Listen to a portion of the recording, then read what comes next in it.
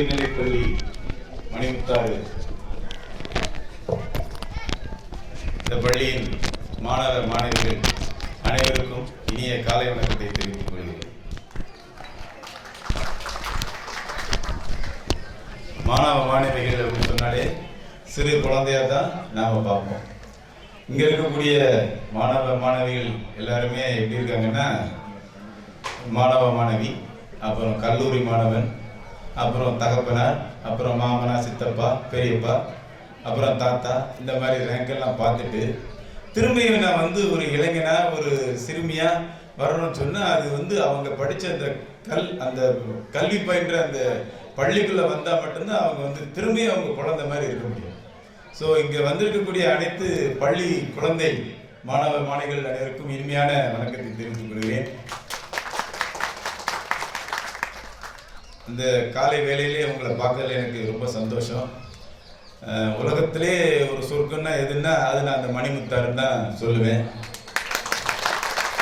இதை நான் 100வது தடவை சொல்லிட்டு இருக்கேன். ஒரு புது டயலாக் இல்லை.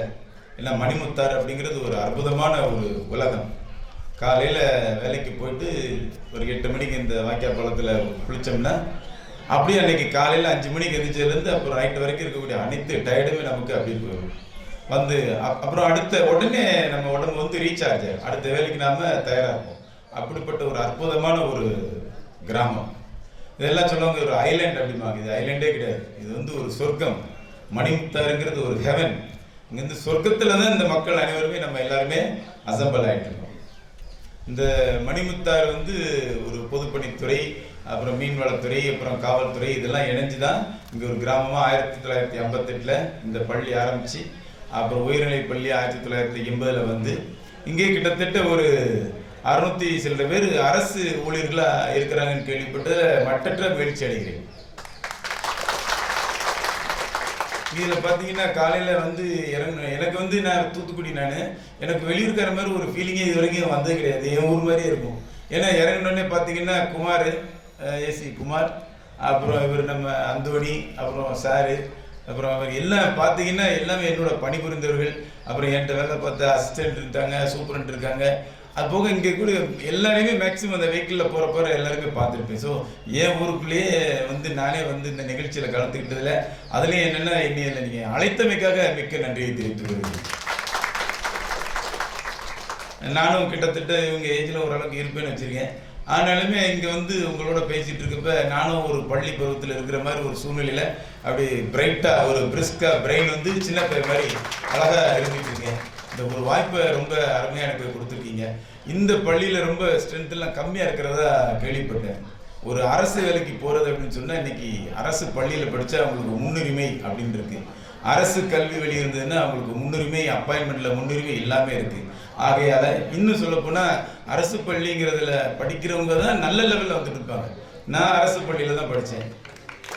எனக்கு இங்கிலீஷே தெரியாது. இப்போ இங்கிலீஷும் தெரியும், இங்கிலீஷை பேசுனாலும் தெரியும். I can speak English, I can வாங்கிலீஷ், ஐ கேன் டான்ஸ் இங்கிலீஷ் சொல்லிகிட்டே போக வேண்டியதான். நமக்கு என்ன மேனேஜ் பண்ணணுமோ மேனேஜ் பண்ணுற அளவுக்கு நமக்கு தெரியும். அது எனக்கு கற்றுக் கொடுத்தது இந்த அரசு பள்ளி தான்.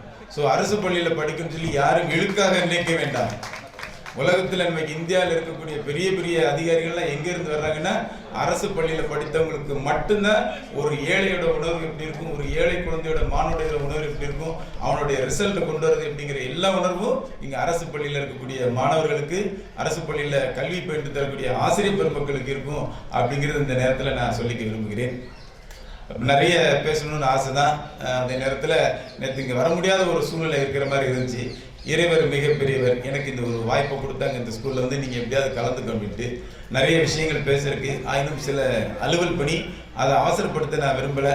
உங்கள்கிட்ட இந்த நேரத்தில் என்னைய இங்கே வர வச்சதுக்காகவும் என்னைய சீஃப் கெஸ்ட்டை கூப்பிட்டு பேச வச்சதுக்காகவும் உங்கள் எல்லா மாணவ கண்மையிலையும் நன்றியையும் வணக்கத்தையும் தெரிவித்துக் கொள்கிறேன். நன்றி.